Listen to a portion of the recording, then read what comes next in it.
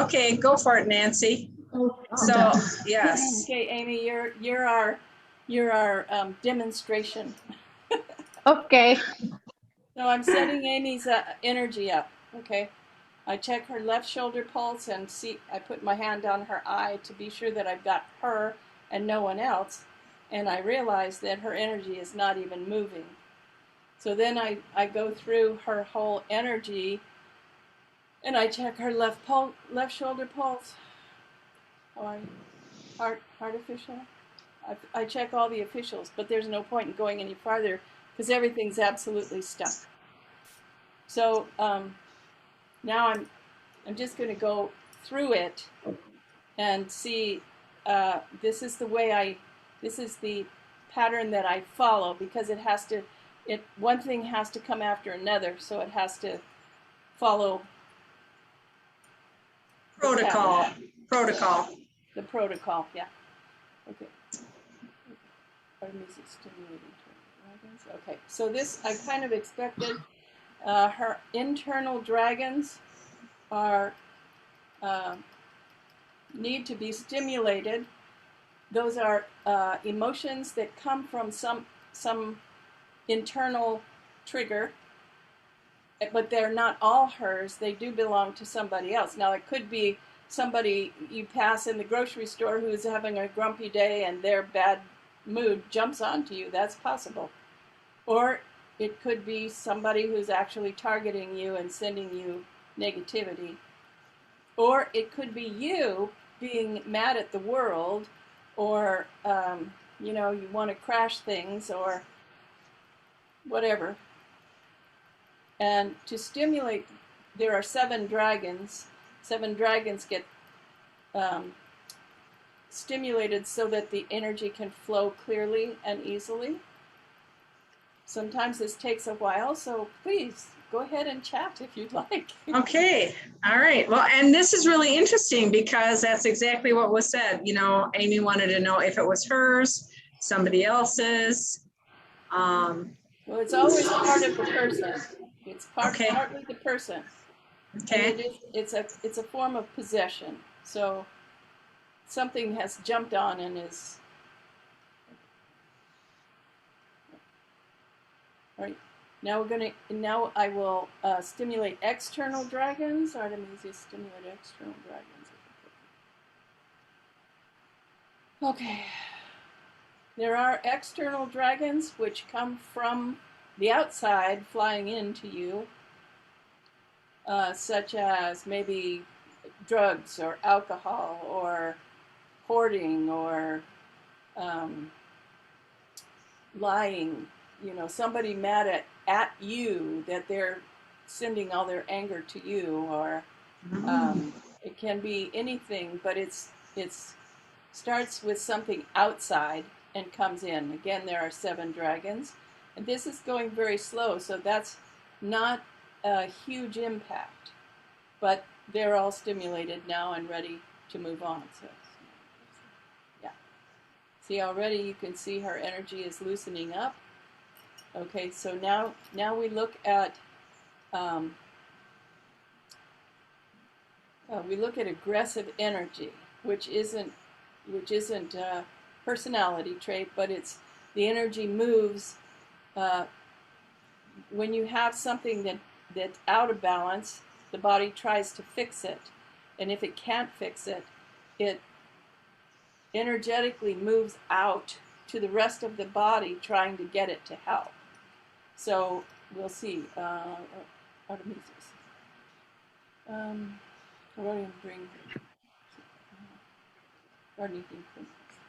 That's not the case. She doesn't have any of that. Artemisia's your husband wood elemental. Okay, now she needs a wood elemental, which has anger as its emotion. So she's pretty pissed off about something that she's not willing to acknowledge, or that she's trying to work on.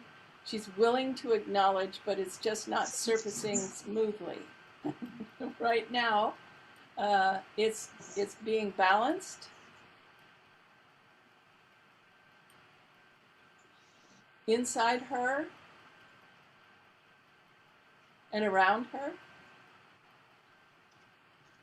And because the wire is clicking, which it almost never does, I'm going to guess, we'll find out in a minute, I'm going to guess that she has some attachments that are helping her feel all of this.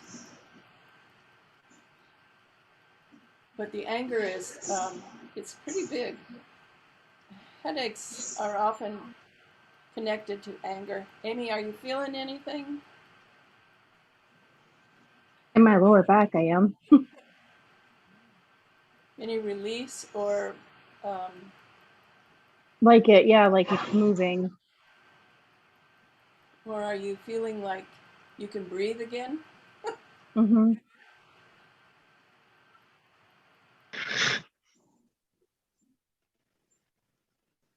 And then as the wire slows down, it means that the energy is nearly balanced.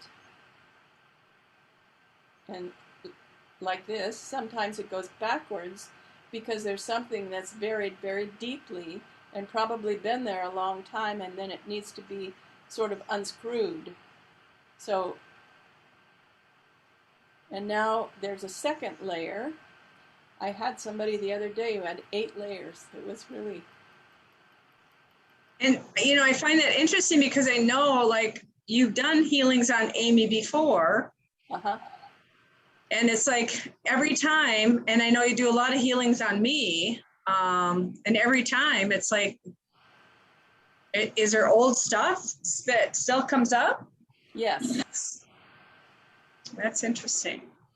You know, talking about clearing stuff, trying to clear it in a hurry. And somebody said something about a bug zapper. I don't know. Or I make my own bug zapper sometimes. I just fill up with light and just try to fritz everything that's around me, just like setting up a bug zapper around. Works really well, actually. Oh, I like that. All right, so this is the second layer. And Matt, is that the third layer? Yeah. Nancy's doing a healing on Amy right now. So she's just kind of describing protocol, what she does step by step.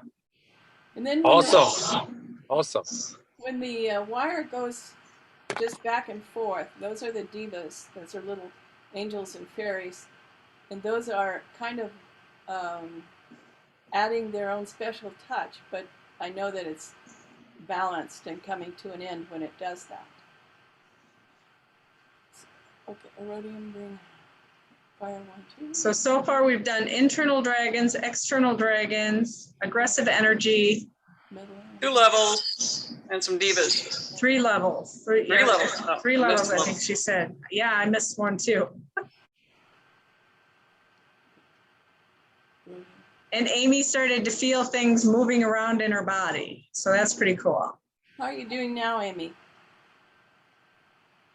How's your Good. headache? It's definitely loosening.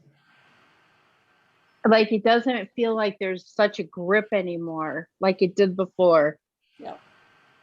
So were there attachments, Nancy? Well, we'll get to that. Oh, we're not there yet. Okay, I'm sorry. The 7 dragons, when they need to be stimulated, it really does have an element of possession involved. Okay. But it's not like the attachments. One of the things I liked what you were saying, Michelle, about the sending out the light and zapping things around you. I think I know one of the things that I sent out recently was the Stargate energy. I'd listened to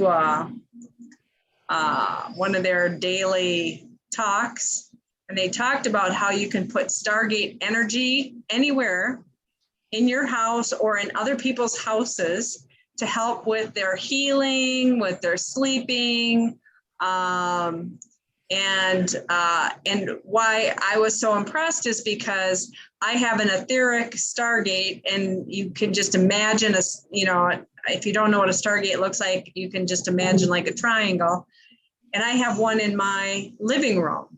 And I noticed that when I go in there every morning after I meditate, the pain that I might have woken up with in my hip or my lower back or something is gone. And so this Stargate energy is really helpful. And Amy, I'm putting, what room are you in your house? At the dining room. Okay, so I'm going to put an etheric Stargate in your dining room right now to see if that'll help with this healing too. And these people were talking about how they were putting it into the homes of like their elderly parents, and you don't have to tell them it's being put in there. There's no permission required. It's if they're open to accepting the energy, it will just become a part of them, or they'll be able to use that energy. And if they're not open to it, it just, it just hangs out there. You need their permission before you put it out there? No, they said, because what it does is it just provides this kind of like a healing energy that's available if they're open to it. If they're not open to it, so, no harm, no foul. And they said, it's just like I want to put you in the rainbow. Yes. Got it. And I know I work with a lot of Archangel Metatron showed me a cube healing, and that doesn't require anybody's permission either to put them in. So it's very similar to that. And I've got that on the website, and it describes how to use that Metatron's cube. So Nancy, what's going on now? Seems like we had a breakthrough. He doesn't have any attachments. Oh, good. And she actually, she stopped needing things after we talked about the wood elemental and the anger, because everything else was balanced, and Record Keeper didn't even make any changes, so everything is like it should be. Good.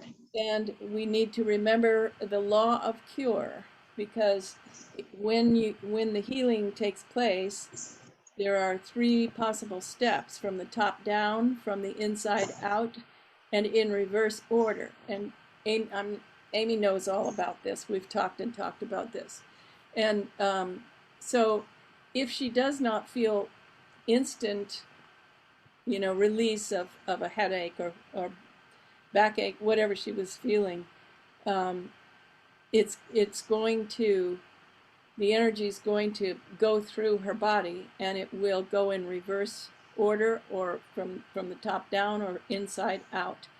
And she'll be able to recognize, number 1, because what she was feeling, she doesn't feel anymore. And number 2, she's going to have a little bumpy ride in order to get there. So how are you feeling, Amy? Good. But the anger, I already know what that was. You already what? I already know what that was. Okay. So that was something that was just an issue, an opportunity for you to work out, to recognize it, to honor it, and to let it go. Mm-hmm. So Nancy, since a few people have joined, since you talked about the opportunity, I was talking earlier about how these distractions have been coming in, and really they can, it's like they can affect us unless we stay above the line of demarcation. And Nancy was sharing about how they could be an opportunity. So will you share that information again? Because that, I think, was really a powerful message. Yeah, sure. Well, and this is based on Anshar philosophy, and that is they always get really excited when something goes wrong, because for them it's an opportunity to examine an issue that they might have that will leave them feeling unbalanced, and it's a way to accept and work on, for lack of a better descriptor, work on their own issues. They don't see getting angry at somebody, they don't blame the other person. They say, okay, this is my opportunity to understand why would this particular thing make me upset or angry. And so as opposed to, you know, somebody standing out there with a club beating me up and I have to figure out where I'm going to hide or how to make them stop, you embrace it and see that it's actually nobody out there. It's your response to whatever the issue is. And I'm lecturing myself right now, actually. And you getting upset about something that probably has no, what's the word, justification or no legitimacy about it as far as the other person is concerned, because it belongs to you. It's not theirs, it's yours. Relevance. What was that, Eric? Relevance? Oh, relevance. Yeah, okay, thank you. And now I'm going to pick on Renee for a minute here. We learned through the Stargate Academy, they talked about embracing the pain. So like what you're saying, Nancy, you know, if there's some anger or some emotion that you're dealing with, they talked about when pain comes in, and I know Amy's going to go, forget it, say, thank you, bring me more. But the reason I think is Renee, isn't it to kind of help you understand maybe where the pain is coming from or what it's connected to? I think that's true, because they laughed. They said it not to think that, don't think like, oh, I want more pain. You give me more pain. But yeah, let me feel it. I think what they're saying is, yeah, let me feel it, learn it, let it go. And in that sense, that's how I looked at it anyway. Yeah. And I think that's because I just can't imagine saying, give me more pain. But I agree. I think that's kind of what they meant. Yeah, so it's not, kind of on the same line of, and that's the other message that has really been coming through this week, is for us to really, you know, and this is not a new message, embrace our powerfulness, embrace our how we in the oneness, in the unity of our oneness, and not just this group, but all those around the world, around the planet, we can shift whatever is occurring on this planet right now in unity and in love and in light. And so because there is a lot of chaos going on right now, possibly, you know, at the personal level, but also if we just look at planetary, there's a great deal of chaos going on. And this is not a time to separate, it seems like, you know, we keep getting more and more ways that we can judge our neighbor by their actions or non-actions or, you know, political affiliations, color, creed, whatever. And it's really the time for us to just see ourselves as one and this powerful unity, and hold that light and send that love. And that has been coming through so strongly all week long. I don't watch the news, but I sure hear what's going on, because I have people that, you know, come to me and go, oh my gosh, have you heard, have you seen? And so I know that there are many in service right now. And I'm just going to say that because otherwise it would be heartbreaking to think that this is, you know, this pain and agony that others are having in their lives is for nothing. I believe it's all in service, and maybe it's to help us again in unity, in oneness. This is so important that we grab hands, that we, you know, multiple times throughout the day, we do this in this setting. And we've learned how we can just easily dimensionally hold all of the other hands of those that we care about, that maybe we don't know about in the oneness, and send that love and light and shift this planet. We can do that. And that's why we're here. That's why we agreed to be here. I want to acknowledge something, Kelly, you mentioned. Sorry, I have a backup here. As you're using a cube and you're visualizing light, the more light you see, so the love is so high. I mean, it just brings so much purity and love, everything else dissipates. Right. So, yeah. So if yeah, it's Michelle's bug zapper. so Michelle's box, love that. So I mean, as you were speaking, I was visualizing if I could just bring light and just focus on light and put light in their heart and fill their body with light, then just becomes so much love that everything dissipates. It's just like everything, just like a fog comes in and take it away.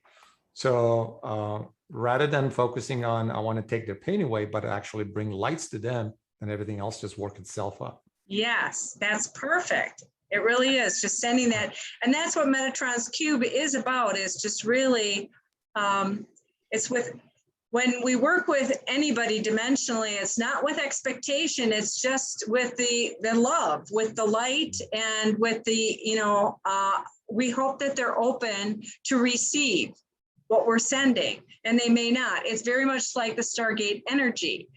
We put it out there because we care, but it's like, it's a beautiful energy that they can allow in if they want to, but they don't have to. And so there's really, I don't know, there's just, we're really asking the universe everyone just to be open to the possibilities of embracing that love and light, right? And so keeping the expectations out is really important. What were you going to say, Nancy? But I'm taking this course on channeling. What she taught us last week is that when you begin to channel, you did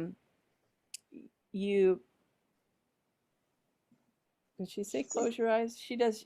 You can or can't, doesn't matter. But you acknowledge that you're in your head and you drop down into your heart. And she kind of walked us through a visualization to drop down in our heart, and then the heart just automatically opens to, and mine comes out gold and silver and rainbow and like that, and it just fills. I can feel it when I say this. Just fills everything up, so that there is no room for darkness. And then the next step would be, then you say, you ask your soul, what is it you want me to know today? And it was really very cool. I mean, it's not exactly the way I've been channeling, and I wanted to learn about options. What do other people do? And this was, so I remembered what I was going to say. I had this issue last week that Kelly helped me through, and then when she helped me get from point A to point B, and I could stop hyperventilating, I could settle down, and then I said, what would God do? And the words I heard were, love yourself through it, which I've had to do with other people before. And so what I did was I started in my head and I dropped down to my heart. I opened out this light and I loved myself through it. And on the other side, bringing my encyclopedia, my Kelly encyclopedia with me, and putting that together, it was really amazing. I resolved that issue for myself very quickly. Beautiful. The last time I had to do that, it took me a very long time. But this time, it just went. It just went. Beautiful.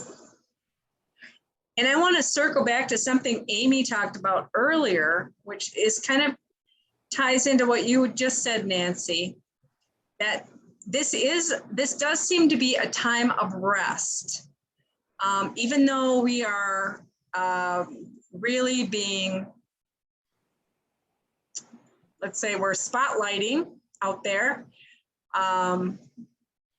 holding that space and sending that love and sending that light out, it really is a time, I think, to honor where we're at, hungry, lonely, tired, whatever it is, to really, like what Nancy was saying, what did you say? What would God do? What would God say? What would God do? What would God do? Yeah. And because again, we're moving from this 3D to our higher self. And we've talked about that here in the past. We have been taught, programmed, do. Constant action, lists, all these things to achieve certain things. And being in the now is where our brain is going. And so being able to, and I say this frequently, I used to be able to do many tasks very quickly, which I would label as multitasking. And I can't do that today. Because I can't remember, if I don't have multiple screens in front of me to remind me what I was doing a second ago or leave clues along my way, I am not going to remember, unless I just focus in on just that one thing. And this is part of that expansion that we're going through. And so we have to love ourselves in this expansion. It is okay that we are in the now, and that we may not seem as focused as we have in the past, and that we're more relaxed, and maybe we're resting more, and we're caring for ourselves more. Whatever it is, we really need to honor what we need to do for ourselves, because we are not only working in and living in this 3D place, we are in multiple dimensions, and we are in multiple dimensions throughout the day. And we may be working in another dimension and be here at the same time. And we need to just really love what we got going on here, because that's why we came here. We are just, we don't know how amazing we are. I know how amazing you are. We know how amazing you are. I know how amazing you are. I know how amazing y'all are.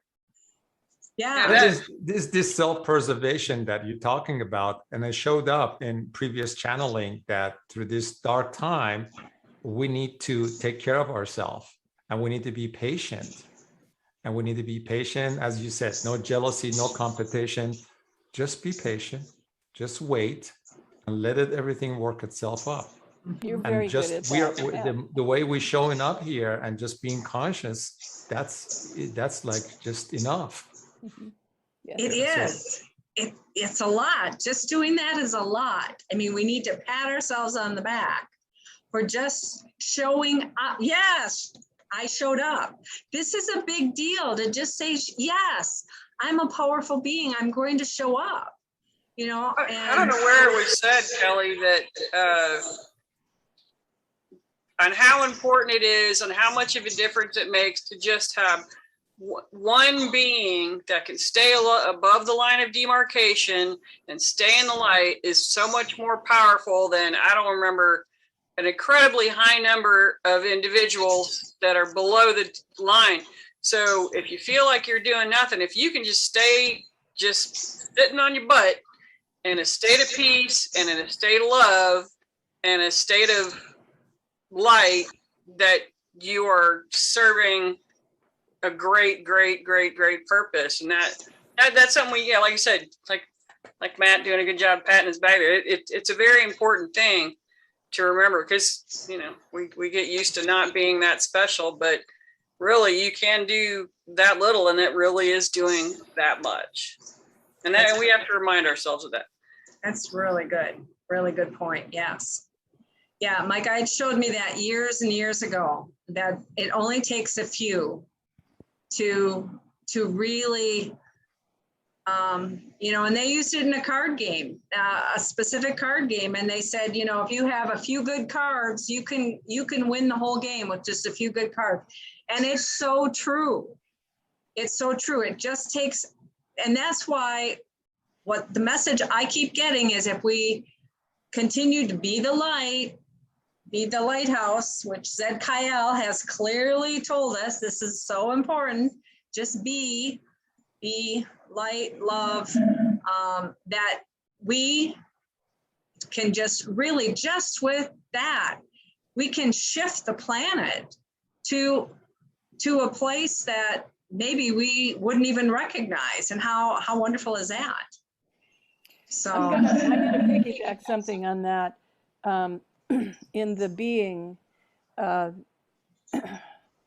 came up, many months ago, I think, where somebody said, well, what can I do to help people? And the answer was, you don't do anything. All you have to do is be. And like Kelly said, you be in the light, you be the light, you be love, you be kindness, you be non-judgmental, you stay in yourself, just be, because that influence is very powerful. And so for anything that comes up in the news, and you hear and you see things that are happening to others that you wouldn't ever wish on yourself, or those that you love, you send love, love, love, and light to all of them, and thank them for whatever they're doing in service to this, whatever this project, the total project, whatever it is. And we know Nancy every day is still clearing the earth. And so that's just such a wonderful service. Nancy, we shower you with love. Yes. Hey, Nancy, have you, has Gaia seen any more of Gaia stretching and waking up? Yes, every day. Today it was a rather extended treatment. It must be, I'm just guessing this now, that the distraction around the world is really upsetting people. Because when I set it up, I say the planet and all humanity, and I list a bunch of animals and vegetation and minerals and the air and the water and anything that lives on, in, or because of the planet, including the planet itself. So everything is inclusive. Was that an answer, or did I forget when I was just going on there? So it's still stretching, and it just recently woke up, Reshma. That was, and so since then, there have been the earthquakes and some of the other things that have occurred on the planet. And again, that's where we really need to, when something wonderful happens, it's the yin and the yang. We have to send out love to both yin and yang as these things unfold. And that's, that's all I know. And, we all have a knowing, but we don't know what our knowing is. So. Amen. So we just do the best we can. And